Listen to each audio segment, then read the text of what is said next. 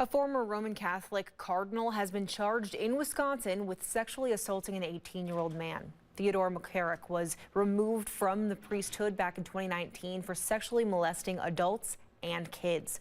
According to this new criminal complaint, McCarrick fondled a man back in 1977 while staying at a cabin on Geneva Lake. The alleged victim told investigators McCarrick repeatedly sexually assaulted him since he was 11, even bringing him to parties where other older men sexually assaulted him as well.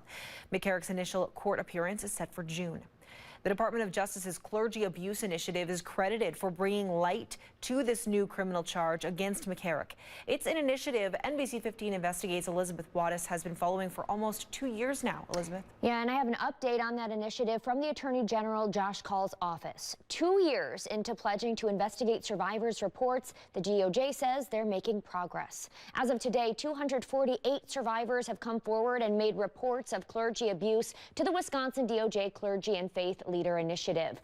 Of those reports, there have been 1 conviction, criminal charges against 2 alleged abusers, and the addition of 1 priest's name to a list of credibly accused priests. In addition, the DOJ says they've been able to connect many survivors with victim services. I've talked with a number of survivors who are critical of the DOJ's initiative, calling it a PR stunt. Some survivors say with close to 250 reports of abuse, there should be more criminal charges filed. The DOJ says when their investigation is done, they will make public a final report. Still no timeline, though, for when that will be released. In the studio tonight, Elizabeth Wattis, NBC 15 Investigates.